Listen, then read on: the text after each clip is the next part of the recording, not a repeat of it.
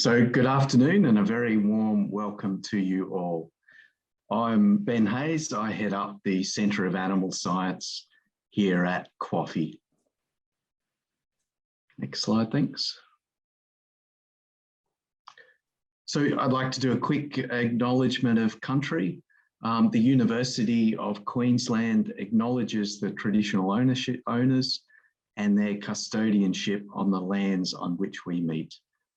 We pay our respects to their ancestors and their descendants who continue their cultural and spiritual connections to country. We really recognise their valuable contributions to both Australian and global society. The next slide, thanks. Okay, so the seminar will run from 12 to 1 p.m. And just a reminder, if you have questions on the way through or at the end, please use the Q&A box, not the chat function, and we'll get to all those questions. So it's my great pleasure today to introduce Professor Alison Van Eenennaam, who is at UC Davis as we speak. Alison Van Eenennaam has really led the charge in applying gene editing to livestock, particularly to cattle. She's now got a number of very nice papers in this area published. And I think after the seminar, I hope you'll all agree that she's a thought leader in that space. So without any further ado, Alison, I might let you present your seminar. All right, thanks very much, Ben, and thanks to Harrison for the invitation to present here at your lunchtime, I guess. And I'm going to be focusing today on the PhD work of two graduate students here in the department, so Sadie and Macy. But of course, there's always a team of many people that contribute to these things, but I just want to acknowledge the students that were responsible for a lot of the work I'm going to discuss today. So I'm going to be talking about genome editing, and I'm just assuming that there might be a couple of people that aren't 100% familiar with it. So basically, we're talking about a technology to introduce a targeted double-strand break at a specific sequence in the genome. And the nucleases that do this are things like zinc fingers and talins, or the ever popular CRISPR-Cas9. And CRISPR-Cas9 is ever popular because it's relatively easy to design a guide RNA that has homology to an area of the genome that you would like to introduce a double-strand break, and it tells Cas9 to do that. What happens next is it gets repaired. And so the cell doesn't like double-strand breaks, and it either gets repaired on this left-hand pathway, the non-homologous end-joining pathway, and it'll occasionally make small errors. So you get variable length indels, insertions, deletions that will inactivate or knock out a gene. So no novel DNA is introduced in this left-hand pathway. The right-hand pathway on the other side is what's called the homology-directed repair pathway, where you provide a donor template that has homology to either side of the double-stranded break. And through the process of homology-directed repair, you can insert or modify the genome to change maybe a SNP, T to a C, maybe introduce an allele from Angus into Holstein, or if you wanted to, it could be used also to make a transgenic animal where you've introduced a gene from an entirely different species. So depending what that donor template is, really depends what that outcome might be. And so I'm going to discuss the fact that we've been using genome editing to do a functional analysis and characterization of the hornless phenotype in cattle. For those of you that aren't cattle people, hornless is known as polled. That's a phenotype of not having horns. And it's as a result of a gene also called polled. And you can actually have polled alleles at the polled gene that result in the polled phenotype. So if you're not confused yet, I haven't done a good job. And that is actually a dominant characteristic. So being polled is dominant to horns. And at this polled loci, there are two known variants in Bos taurus. Basically, the horned or the native characteristic has this 80 kb segment in Holstein Friesian animals that have been duplicated. And that's basically the what's called the Friesian mutation. and or allele in this case. And there's similarly the one of the Celtic origin. And here, actually upstream of the gene, so in the in the regulatory region, this little 10 base pair region has been replaced by a 212 base pair duplication of this segment here. Both of these duplications result in polled, and again, that's dominant in both cases. And there's no known transcript or real causal mechanism as to why that results in not growing horns. And before I forget, you always should say why. Why do we want to do this? Well, for those of you that really aren't cattle people, horns are dangerous. They can kill the handlers and also kill each other. And they're not allowed on animals, for example, that are shipped for export to some of your high value Japanese markets, for example. And typically when you've got horns in your germplasm, they're either, as is very common in dairy cattle, they're either removed when the calves are young through disbudding or burning off the horn bud, or, as happens often in the Northern Australian beef cattle industry, where we're not gathering those young calves until they're maybe a year old, because nobody sees them when they're getting born, you're actually physically dehorning, which is cutting off the horn that is actually fused to the skull. And that's actually quite a traumatic event, and it can actually lead to about a 2% death loss, as well as the animal welfare implications. And the reason that I kind of got involved with this was because we were approached many years ago now for a 2015 grant from the USDA to collaborate with a company called Recombinetics, who introduced the polled allele, so they into dairy cattle genetics. And so basically they used genome editing and the homology-directed repair right-hand pathway with a template to delete this 10 base pair fragment and do the 212 base pair duplication. And I was actually brought in not to do anything with editing, but because this is such a nice example of a very visual impact of editing, to have public discussions around how we could use this technology to address an animal welfare consideration and to talk to the general public about it. And so these are some of the offspring of a polled edited bull. This is Princess. You'll hear a lot about her. She inherited the polled allele from her edited dad. And here is a horned Hereford control who was sired by a horned Hereford. Again, horns are recessive, and you can see them at the same age. And we were able to use these animals to have public outreach events like the open house at Davis called Picnic Day, where we had kids come up and they ran around with horns and had a great old time. And then we would talk to the public about this and really use it as an educational opportunity to talk about how editing might be used in animal breeding programs. But as we started to work on this project, it became evident that because we had used a homology-directed repair template, that is the right-hand pathway, which was required in this case to replace that 10 base pair sequence with the 212 base pair sequence, it threw those animals into a different regulatory bucket. That is a bucket that makes them considered traditional genetically modified, or GMOs, if you will, under certain jurisdictions, including that of Australia and also that of America. And so we were interested in saying, well, is there any way we could just do a knockout, is the left-hand pathway, the homology-directed non-homologous end joining pathway, such that we could actually replicate the polled phenotype, but without having to use a template.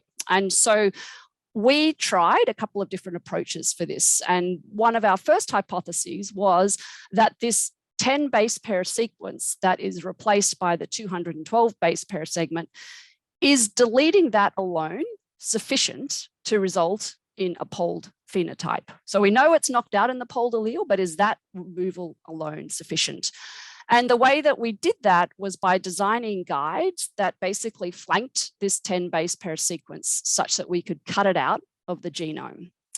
And the way we did that was designing guides using a system developed by the Church Lab, where we look for guides, that is the RNA guide, the small guide RNA here, that has no homology with anywhere other than the target region in the genome, such that it has at least 3 base pair mismatches with every other sequence that's in the bovine genome, according to the reference genome, which of course is a horned Hereford.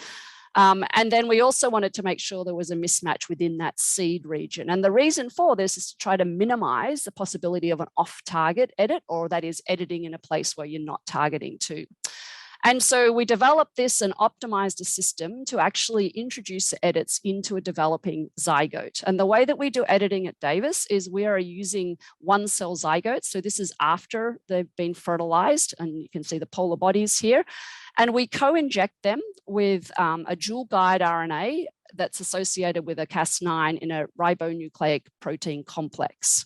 And we're very lucky here because we've got the biggest dairy cattle population in the United States. And so we have a lot of cull dairy cows that go to the slaughterhouse here every day. And as a rule, dairy cattle tend to be horned. That is, they have two small copies of the recessive horned allele. And so we can generate embryos that are either likely to be horned by using basically Holstein semen to introduce two recessive copies, or if we want to make embryos that are predicted to be polled, we can use Angus semen, which has the dominant polled allele, to fertilize our embryos. And so we have the ability to kind of upfront have the genotype be what we want, and then we can test whether we change what the phenotype is using this system.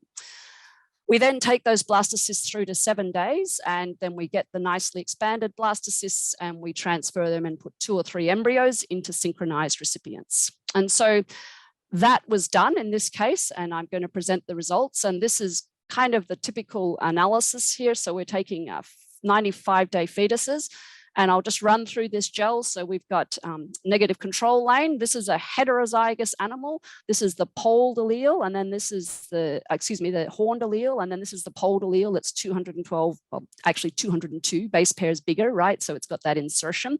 So this particular animal would obviously be phenotypically polled. This is the recipient who inherited 2 copies, so probably an Angus, if I'm looking at that. And then here are 3 fetuses where we are used Holstein semen, so we're expecting little p, which is about that size. But here you can see 2 very nice knockouts that have 133 base pair deletion as a result of both of the guides cutting and removing that section that includes the 10 base pair region. Now, I know you guys are eating lunch, and so I apologize, but this is just how it happens in animal presentations. But I'm going to show you some fetal bovine heads, and I'm going to show you how you can phenotype polled and horned in a 95-day fetus. So the polled control here has a very smooth head, and you see these very distinct little dimples when you're going to grow horns. And so you very clearly see that in the like, for example, Holstein animals. And so here we're expecting these animals to be horned, but we've knocked out that 10 base pair fragment. Is that sufficient to result in these, particularly fetus 1 and 3, having a knockout? And the answer is no. They all grew horns. And so what that says is that deleting that region at 10 base pairs is in a genotypically horned animal is not sufficient to result in the polled phenotype. And so we can quite nicely test hypotheses like this, especially with nice clean knockouts like this, where we can really get a handle from a small number of animals as to whether the gene function is correctly predicted. You'll notice number 2 here didn't look like it edited very well, and it looks like there's a little bit of mosaicism there where not all of the cells have the same genotype, and that's one of the problems we have with editing in a developing zygote. If the edits occur after the 1-cell stage, you can get mosaicism. So having had that background, then we looked at the literature, and there's another gene. It's a long intergenic non-coding RNA that's about 3.7 kbs. That's very close to the polled loci. It's actually one of the closest kind of functional units in the genome. And it was reported in 2013 that overexpression of this in polled fetuses at 90 days of gestation is seen. And so we tested the hypothesis that since it's believed that increased link RNA expression suppresses horn bud development in polled animals, what if we knock it out such that we no longer have that increase in animals that are predicted to be polled because they've inherited the dominant polled allele because we fertilized them with Angus semen? And in that case, if we do that, do we then see that they grow horns? So animals that we would expect to be polled would have the horned dimples. So We did the same thing we did a minute ago, except in this case, because it's a non-coding RNA, we don't really know which exons are important in non-coding RNA. So we just had to take the whole thing out and do a 3.7 kb deletion, which is quite a big deletion. And so it took a lot of optimization to get this experiment to work cleanly. And it finally did. And this is a gel similar to what we saw a minute ago. So here's our wild type sequence up here and a recipient. And you can see the fetuses, 1, 2, 3, 4, 5 here. And what you'll see is number 2, 4, and 5, nice clean knockouts of that 3.7 kb link. And we see in number 3, we didn't get as clean. It's a little bit mosaic there. And number 1, we got one allele that looks knocked out and one that's knocked out, but it's a different size. And so you do get this little bit of inconsistency that's mosaicism. And so, of course, you know what's coming up next, right? So just to remind you, we're expecting if it works, that instead of these animals all having the nice smooth polled, we would actually see the horn buds because we deleted that link gene. And so we can conclude that in this case, the knockout of that particular link gene is not sufficient to result in a horned phenotype in animals that are genotypically polled. So back to the drawing board. So we have to use the knock-in, so the template derived one. So this is, again, this paper I alluded to back in 2016, it was published. The calves that were produced in this experiment were actually produced in 2015.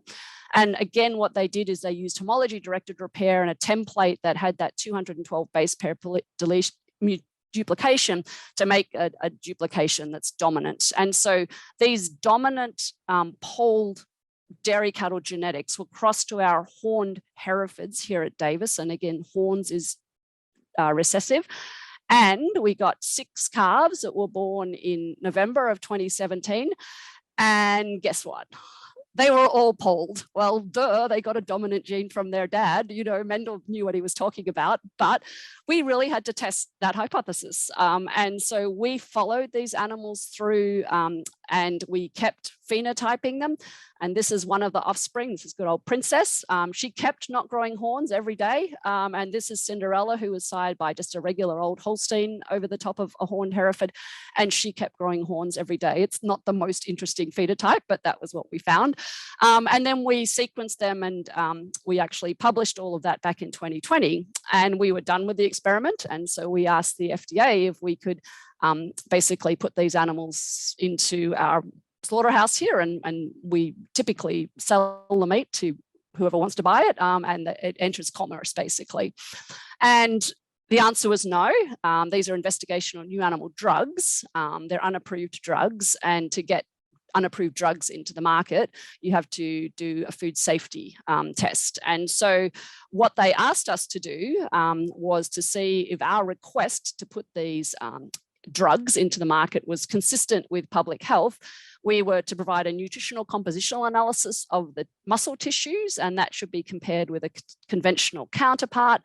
It could focus on muscle, but it might be nice to do liver, kidney, and fat as well while we're at it. And then it says they don't really tell you which key nutrients they're interested in, but the Codex guidelines said they might be major constituents like fat, proteins, enzyme inhibitors, which is really a plant term, or minor compounds, minerals, vitamins. And they would like all available information to help them conduct a human food safety evaluation. And we can only really give them information from edited animals. They're not interested in polled animals from conventional breeding. And for the bred heifer, if we're going to try and have dairy cows go into the food supply, we also need to do compositional analysis of the milk. So as a research university, and as this is the offspring of the first genome edited animal, or cow at least, that's being talked about to go into the food supply, we said, okay, we'll take a bullet for the team and we'll do all of that. We will actually analyze the milk and meat of these animals. And so just this year, a couple of months ago now, we published the animal health and food safety analysis of 6 offspring of genome edited hornless bulls. And I'm happy to say that the edited animals in gold grew similarly to their controls, which were, of course, animals that were raised in the same environment that weren't from edited offspring. And so here's an example of a control, and here's the genome edited offspring. We took them all the way through to carcass weight and killed them. You can see here, it's a good old princess on the cover of Gen Biotech. And we were fortunate to be able to get public funding to do this work through the Biotech Risk Assessment grant process, because it's not inexpensive to keep these animals for a number of years and then basically collect meat and milk from them and then incinerate them because they're not saleable. So the meat samples, not surprisingly, approximate analysis showed there was no difference between genome edited and controls. That's good. That's nice to see. And then, of course, to get milk, what has to happen for you to get milk? Well, you can't milk a bull, so you have to have a cow. And we only had one cow, Princess, and we had to wait for her to get pregnant. And of course, she finally did and gave birth to Prince, who else? And that was in 2020. And so we then had the milk sample from one, N of one, always a little bit uncomfortable. And we didn't really have the best control comparators for her. We had Cinderella, who was the animal that was raised alongside her, and then a couple of horned Hereford females that were of a similar age. And basically, at the end of the day, we looked at milk fat, protein, casein, and lactose between animals and at different times. And what you see is there's a lot of noise here, and sometimes the week of the collection of milk is important for things like protein, because you're going from colostrum into regular milk. And there were some times when, yes, there was a difference between the genome edited offspring and the other animals. And similarly, there were times when it was the opposite situation. So some of the controls were different to the genome edited and their controls. And these ones, which were both Holstein sired, were different to the whole horned Hereford sired. And there's differences in milk composition. And really, at the end of the day, we don't really look at this type of data typically in milk. I mean, you can have very different milk composition from a Jersey as compared to a Holstein. We know that differs, but it's not a food safety hazard. And one of the problems with questions like this is, well, what would be unacceptable? What would be a level that would not allow those animals to go into the food supply? And so at the end of the day, the data really didn't show difference from comparators. And so the good news is that all of this data was collected and we didn't see a difference in terms of the food safety of the products coming from these animals. So we could go ahead and introgress this trait into elite animals. And so one of the other projects we've been working on, and this is one of my PhD students' master's project, was basically modeling how you would introgress polled into the US dairy herd using AI or genome editing of elite AI sires. And so what she found was that if you were able to do that and put that allele into the very best net merit animals, that is a genetic index of the best animals, you could very rapidly decrease the frequency of the horned allele, and you would have much lesser rates of inbreeding than using the existing polled genetics, which tends to come from a small number of families. And you would get increased genetic gain relative to using the lower genetic merit naturally occurring polled dairy bulls. And this would, if we did have to use those animals, we weren't allowed to use genome editing, we'd actually get a pretty big bottleneck in the Holstein population, and we would get a lot of inbreeding increase and loss of genetic gain, which of course would have detrimental effects to future genetic progress in the dairy industry. So she modeled that in the dairy industry in the US, and then just recently published a paper. I put this in purple because it was in modeling the North Australian beef industry, where of course horns comes in with some of the indicus genetics. And in that case, she was modeling it using natural service. And basically you need to edit a lot more animals if you're using natural service. But of course it would be a way to introduce that into those genetics as well. So in summary, we were able to use it for hypothesis testing of putative gene function, and we were able to delete the 10 base pair region and show that that wasn't sufficient to result in a polled phenotype, which was unfortunate. That would have been a nice outcome. We also found out that the 3.7 kb long non-coding RNA was alone, eliminating it was not sufficient to result in a horned phenotype. The milk, meat and eggs, milk and meat and health of offspring of genome edited bull were comparable with contemporary comparator controls. We modeled how it could be used to rapidly introgress the polled allele into the US and North Australian beef and dairy cattle populations. And at the moment, if you haven't caught my angst, gene editing in food animals in the United States anyway, including deletions and intraspecies allele introgressions like polled, in other words, moving it from Angus to Holstein, not out of species are all considered to be unapproved new animal drugs by the US FDA, and have to go through that approval process, as I alluded to, in terms of getting all that milk and meat composition.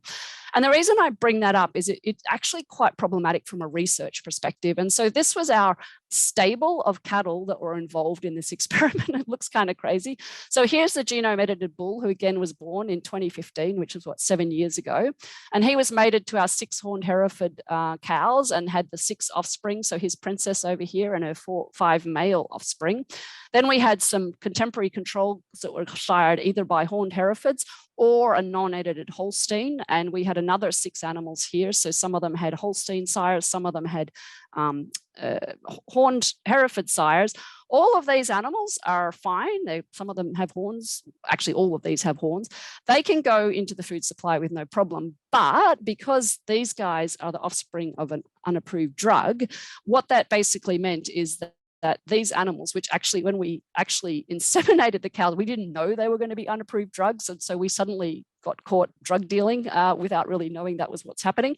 So they were born in 2017. And it's really taken us, well, what, 5 years now to get all of this data on an F1 generation. And in the meantime, we've had to collect meat from the founder and then incinerate him. Then we collected meat from the 5 boys when they reached mature age, and then they were incinerated. And then good old Princess, she got to live a little longer and have her calf. But then at the end of the day, meat collection from Princess. And as you can imagine, on a university campus, that's not how we normally treat our breeding stock. We normally, they're part of our kind of keeping the wheels on the facilities. And so this is a real issue for us. And I guess I'm going to play a little bit of a facetious video that we might have put together, just because sometimes that's what my lab does. And so I'm going to introduce you to this video that's called Breaking Bull.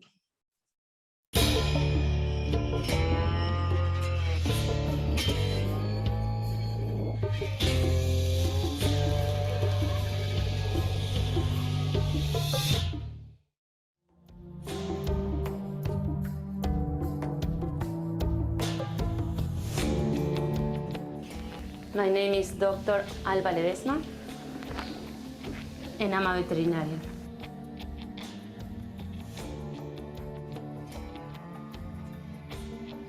My name is Macy Mueller, and I'm a geneticist.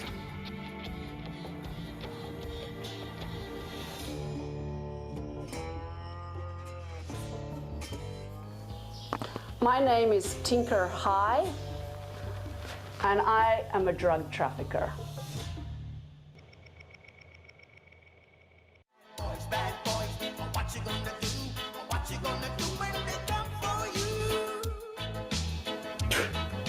What do we got here? What's this fancy thing around your neck? I'm a vet. Oh, which war did you fight in? No, I'm a veterinarian. What are you in here for? Trafficking an unapproved drug. Oh, where'd you traffic it to? To my people in Argentina. Oh, what were you trafficking? Cocaine? No, straws of bull semen.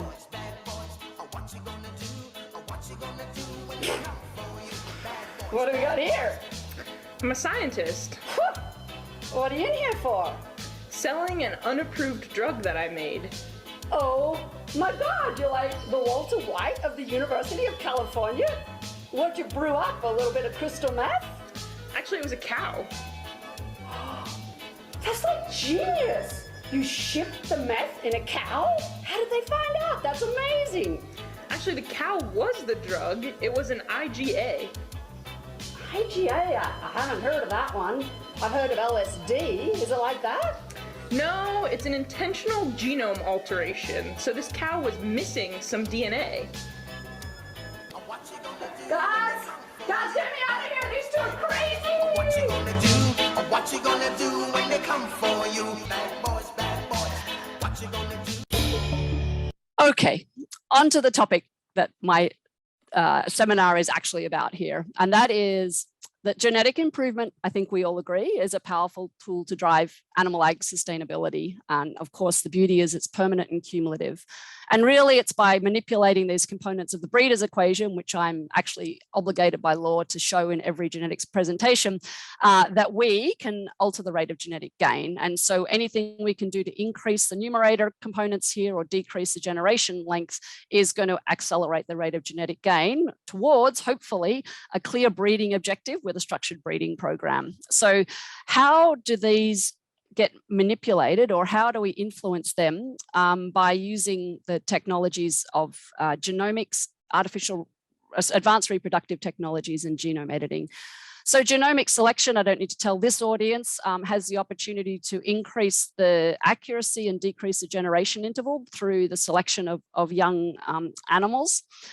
Advanced reproductive technologies such as artificial insemination and embryo transfer give us the ability to potentially increase the selection intensity and also decrease the generation interval by taking gametes from young animals. And it's really the synergy between GS and ART is where some of this starts to come together, because you can use GS to accurately select young superior animals, and then you can multiply them with ART, that is assisted reproductive technologies. And then finally, we have gene editing, kind of the third stool of this trifecta or the troika. And basically what it enables you to do is these targeted inactivations of gene function, like knockout genes, achieve allele specific introgressions in the absence of undesired linkage drag, and potentially knock in genes from other species. And really, when they all come together, you get a synergy because they all feed into each other. So GS allows you to get the young animals, you can multiply them using ART, and then ART facilitates the production of gene-edited animals. In fact, it's an essential part of it, but it also could enable new ARTs, new advanced reproductive technologies. And I'm going to take advantage of the fact that the World Congress of Genetics Applied to Livestock Production actually recorded the presentation of Macy Mueller, who's a PhD student in my lab, to actually let her explain the experiments that she's just completed and how we could use gene editing to both enable a new ART and also to distribute genetics from gene edited animals that are not mosaic, that is, they would breed true. And so I'm going to play her recording from the World Congress. Said, I'll be sharing how we used CRISPR-Cas9 to target bovine nanos 3 to investigate germline development and ultimately produce a germline ablated bull. So nanos 3 is known to be critical for normal germline development in several diverse organisms, and specifically in mice, it's found expressing in migrating primordial germ cells, or PGCs. And when nanos 3 is knocked out in mice, this results in a complete germ cell loss, but otherwise normal gonadal development. Also, this same phenotype was reported in a bovine female fetus. But the effect of knocking out nanos 3 in male cattle is currently unknown and will be important for further understanding bovine germline development, as well as developing novel breeding technologies. So our hypothesis was that knocking out nanos 3 in male cattle will result in complete germ cell loss, but otherwise normal gonadal development, making them ideal hosts for germline complementation. And germline complementation is a process that will consist of two components. The first is the sterile or germline ablated host, represented in gray here. And we hypothesize this can be accomplished through gene editing. And then the second component is a donor germline source in the form of stem cells, represented in gold here. And so the germline complementation process involves using the donor cells of one genetic background to complement or replace the otherwise sterile host germline of a different genetic background. And the resulting complemented animal, which is commonly referred to as a surrogate sire, will be able to pass on the desirable donor genetics through natural mating, and this could potentially reduce the genetic lag that typically exists between the seed stock and commercial sector, especially in cattle production. Additionally, this technology could potentially provide a means for efficiently distributing beneficial traits that have been improved through gene editing. So with this in mind, our goal was to use CRISPR-Cas9 to achieve a targeted gene knockout of bovine nanos 3. And just so a quick reminder, we're all on the same page here. This is a diagram of CRISPR-Cas9, and it has two main components. The green here is the Cas9 protein, which makes the double-strand break in the DNA, and the red is the programmable guide RNA, which can be designed to target specific genome locations. So I designed so bovine nanos 3 is a 2.6 kb gene with 2 exons, and the larger exon 1 contains the highly conserved coding region for the zinc finger domain. So I designed 7 guide RNAs to target this region, and 4 of them, indicated with the check marks here, successfully cut the target region in vitro. So they were further tested in vivo for blastocyst development and mutation rate. So for this in vivo testing, our lab routinely produces bovine embryos. We collect immature oocytes from ovaries from a local slaughterhouse. These oocytes are then in vitro matured and in vitro fertilized. And then the CRISPR-Cas9, we microinject the gene editing reagents into the resulting zygotes 6 hours after in vitro fertilization, which is important because this is before DNA replication occurs. Then these embryos are cultured for 7 days to the blastocyst stage, and we collect individual blastocysts for mutation analysis by PCR amplification of the target region and Sanger sequencing. So what we see here is the results for the nanos 3 knockout efficiency of each individual guide RNA, and we defined a knockout as a no wild type or non-mutated nanos 3 alleles being present. And so we can see that guide 4, 5, and 7 each successfully cut the target region. But to increase this knockout rate, I tested a dual guide RNA system or co-injection of 2 guide RNAs. And I chose guide RNA 4 and 7 due to their cutting efficiencies and their genomic locations to potentially introduce a large 300 base pair deletion. And this dual guide RNA combination resulted on average in an 89% knockout rate, and so it was used moving forward to actually produce nanos 3 knockout cattle. So for the cattle production, again, following our embryo scheme, I microinjected the selected dual guide RNA CRISPR-Cas9 system at 6 hours after IVF, and these, the resulting blastocysts were used for embryo transfer. So working with UC Davis veterinarians, we transferred 26 presumptive nanos 3 knockout embryos into synchronized recipients, and this ultimately resulted in a 31% pregnancy rate on day 35 ultrasound and 8 successful pregnancies. These pregnancies were collected at different time points of development. So on day 35, we conducted the first ultrasound to confirm pregnancies, and then on day 42, we collected 2 samples to analyze the gonadal ridge near sexual differentiation. Then around 60 days, we performed another ultrasound to determine fetal sex, and on 90 days, we collected 2 male fetuses to analyze the fetal testes. Additionally, 4 pregnancies were taken to term, and the resulting live animals were allowed to grow to sexual maturity, and the males' breeding soundness exams were conducted starting at 12 months. So today, I will be sharing the results from the 90-day samples as well as from a live bull.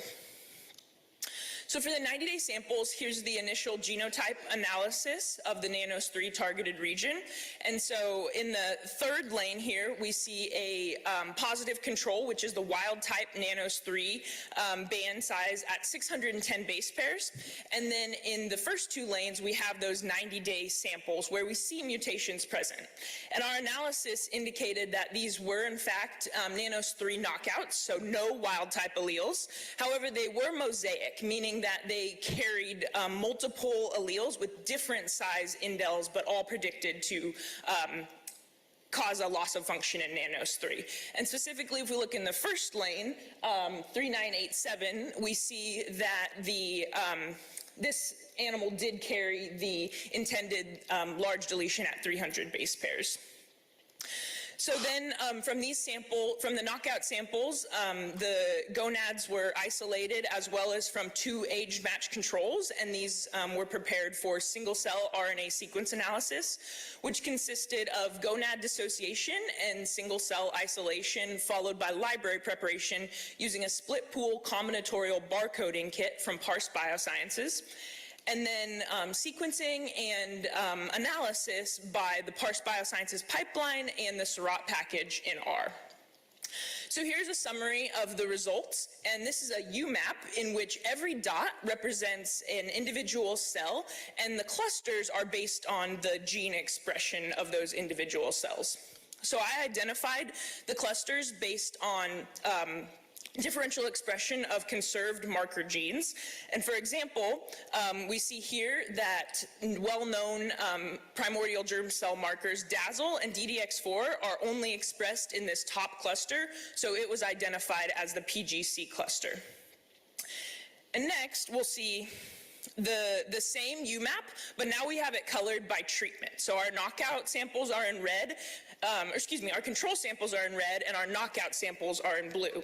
And if we look at some of the important somatic cell populations like Sertoli and Leydig cells, we see that both treatment groups are represented. But if we look at only the PGC cluster, we see here that we only have control samples in red. And then further evidence is in these violin expression plots, again showing those PGC markers only expressing in the control samples and not the knockouts.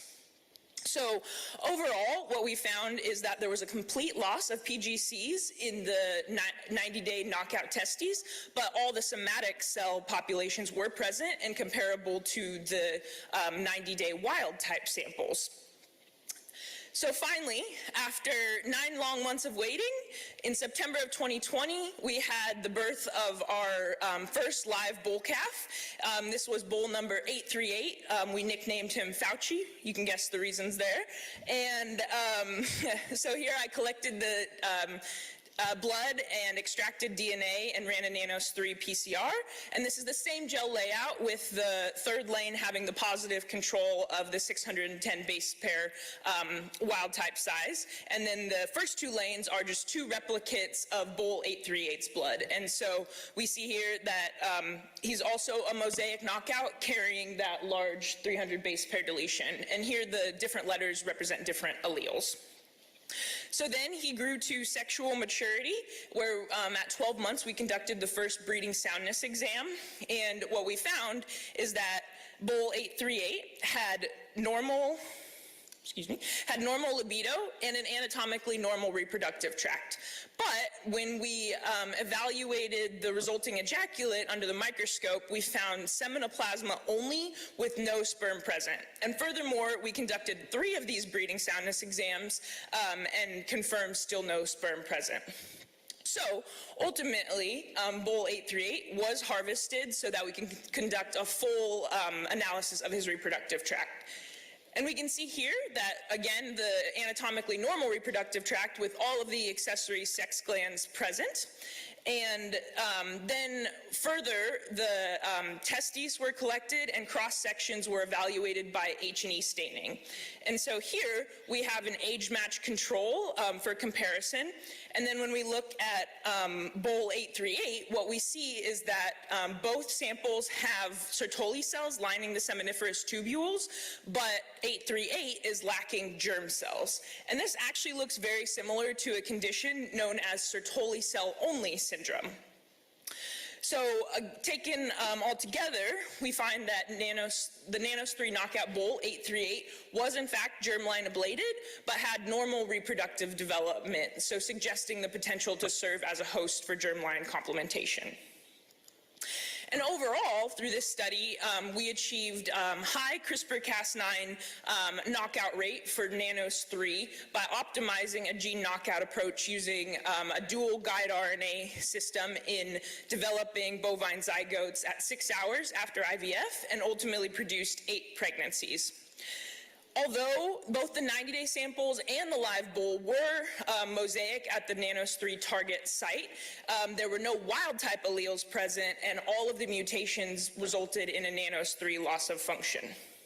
So now, looking at the Nanos3 knockout samples, the lack of PGCs in the 90-day samples combined with the lack of sperm in the ejaculate of the live bull and his germ cell deficient testes support our hypothesis that inactivation of Nanos3 will result in complete germline ablation in bulls. And also it shows, or it demonstrates that Nanos3 is in fact necessary for germline development in male cattle.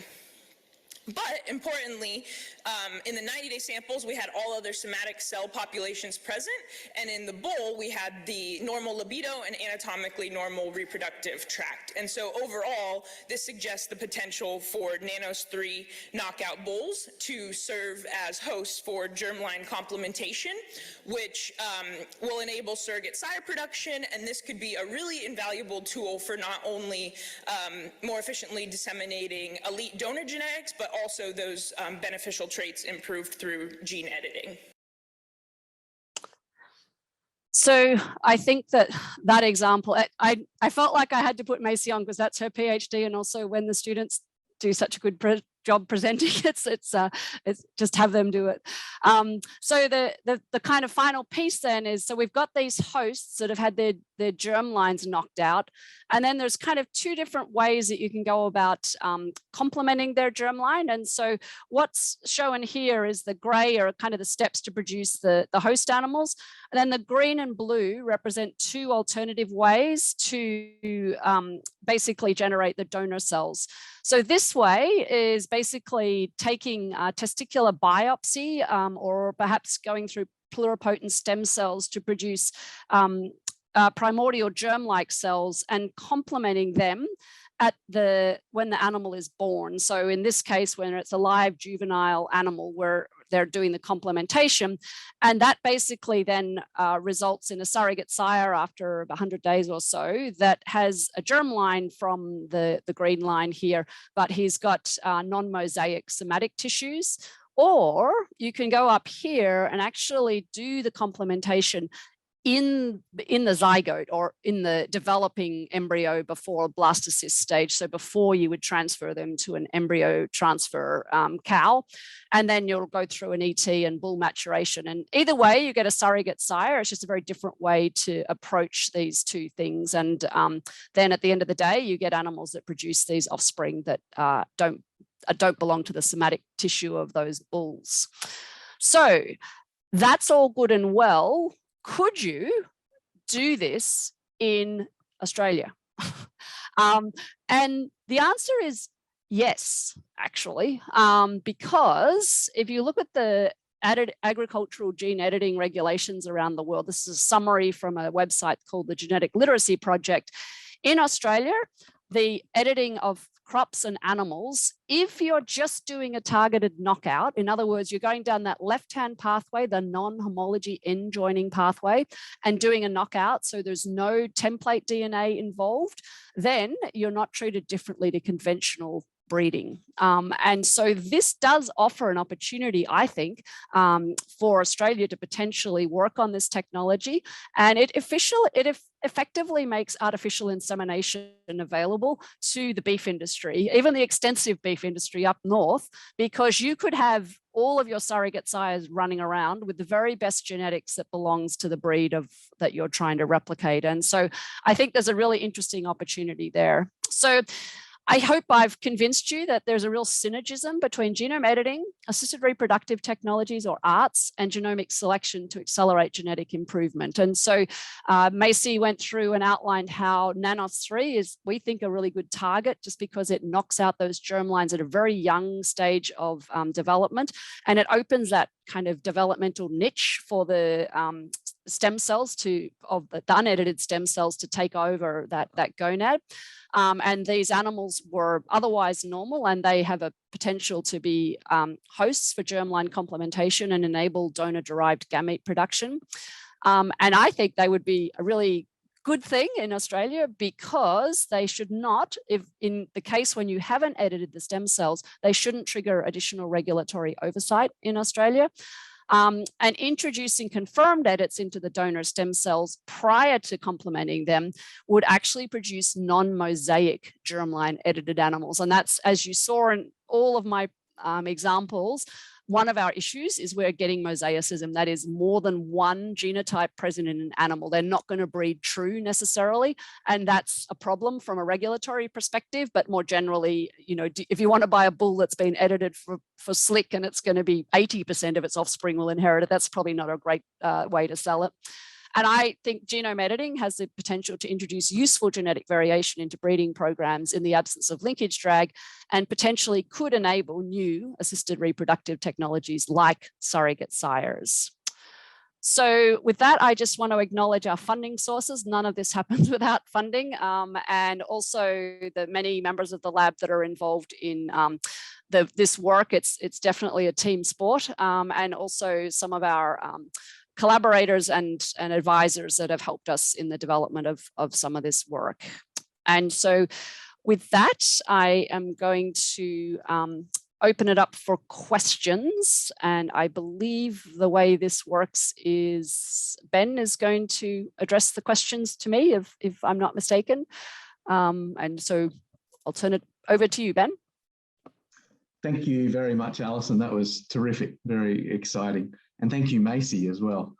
I thought she did a terrific job. So I'll just kick off the questions. So folks, if you can please start to put your questions into the Q&A. But just to kick off, I'm intrigued by the horn-polled result that you got, where knocking out the link RNA didn't affect phenotype. So what the hell is going on with horn-polled? What's your current hypothesis about the mechanism, if you have one? Yeah, it's really hard to tell, because of course it's going on upstream of the coding region, so everything's in the regulatory region. And you know, the link was seen to be increased in expression in polled, but it's obviously not causative in and of itself. And so the reviewers of that paper were very specific about us not concluding it had nothing to do with it, just that its elimination in and of itself is not sufficient. And so what is it about that little stinking 212 base pair of duplication that stops you growing horns? Who knows? I really don't have a good explanation at the moment. But the beauty of genome editing is if you have another hypothesis, you can test it. And I mean, this stuff is pretty crude. What's come along since we did this work is now you can do what's called base pair editing, where you just go in and make a change, a T to a C potentially, or prime editing, which doesn't introduce a double-stranded break. And I think there's a lot of really elegant things you can do there to just basically, for example, you know, there's a lot of different variations in alleles where one allele is preferred to the other. I'll use this silly example of A2 milk. You know, say you've got a really good bull and he's A1 or whatever the bad one is, you could just go in and just do a little tweak like that. And so I think that's where some of the more elegant ones now are a little less of a sledgehammer than what we use, just because what we use was what available back in the day. But there's a lot of exciting new developments that have come along since then as well. Yep. Let's check the questions. Dion says, great talk. Thank you, Alison. Excellent to push the boundaries of genetic improvement. So not really a question, just a comment. More of a comment. Yeah. Well, it is, you know, it's a developing area. And I guess if you didn't get my plea for people to speak up around the regulations, it's really important to get it right, because we've seen how having regulations that preclude the use of innovations, and I'll use the example of genetic engineering or GMOs. We basically got shut out of that as animal breeders. There was no opportunity to use it. And editing, I think, has so much potential. And if we don't be vocal and speak up and let your regulatory agencies know that this is a really important thing. And then also, I think in your case, to make advantage of the fact that you can have freedom to operate as it relates to knockouts. There are some useful knockouts like SLIC that don't involve homology-directed repair that would be kind of low-hanging fruit to run through and just see, can you get an animal like that through the system? Because then you can, maybe as the regulations develop, then you could start doing more complicated edits in the future. Yes, one that would be very relevant at the moment is a foot and mouth disease resistant animal. So it'd be interesting to know if you could do a knockout for that. Yes, well, there's some cell work. That's actually, though, it's a transgenic approach that actually makes the cells so they produce their own Cas9 and guide, and it's targeted to the foot and mouth disease infective virus, and so it chops up the virus. But that's an entire cell. Like if you clone that cell, you would have a Cas9 cow expressing the guide RNA. And I think that might be a regulatory hoop too far. If we're having a hard time getting a knockout that makes an animal infertile into the food supply, I can't imagine having a Cas9 cow. But there is some interesting research there. Yeah. Okay, we've got a question come in from Di Zia. Thanks for the great talk. I was just wondering if it's possible to study the horn mechanism using in vitro cell culture system instead of genome editing in whole animals. Well, I'd be interested to hear how you might do that. So certainly there are, for example, organoid models of disease where you can infect cells and see if they replicate foot and mouth disease, and you can do that kind of cellular testing for things like that. The case of polled, where the phenotype is really visible in an animal, and I'm not sure you can have a little organoid of a cow's head that would sprout polled, but there are certainly, there is some differential gene expression, and that basically the paper where the link RNA was looked at, that was based on differential gene expression, but that came from basically killing a bunch of animals at 90 days of gestation and then, chopping up their heads and doing comparative RNA expression profiles. So I think with phenotypes that are visible on the whole animal, it's really hard to come up with an in vitro model to do that phenotype. There is some, like I said, with organoids, and maybe if you're particularly interested in one particular characteristic, you can think of a cell model that might replicate it, but a lot of this is whole animal biology, and so it's hard for me to come up with one there. One final question, and then we better finish up in the interest of time. From Bonnie Das. Did you face any initial problems with the stability of CRISPR-Cas9 when injected in the zygotes? If so, how did you combat those issues? Yeah, well, when we started this work a million years ago, so we kind of got funded for this back in 2016 or so, we were expressing our own Cas9 from a plasmid. So we're doing in vitro kind of development of Cas9. Since then, there's a whole bunch of companies that have come on the scene, and they'll quite happily sell you the Cas9 protein. And quite frankly, they do it so much better than our lab can ever think of doing it. We bought our way out of the problem of instability, or at least it took time to translate it too. Whereas if you put it in with the RNP, you're ready to go the minute you inject it. And that for us was more important, to try to minimize mosaicism than saving, two bob on not buying the protein. So we got around it by buying protein from a company. And yeah, we haven't had trouble since then. We also use the Syntago guides, which are synthetic guides, that basically tripled our editing efficiency as well. Terrific, thank you. Alison, we better finish up there, but again, thank you very much. Folks, if you have any more questions, you can look up Alison online. She's quite visible, and there's even a movie star, so there's a lot to see there. So thank you again, Alison. And I'll just finish up by inviting you to the next Coffee Science seminar, which is Nourishing Nutrient Density, What's Next? From Professor Olivier Wright. So look forward to that one. Thanks again, Alison, and see you all next time.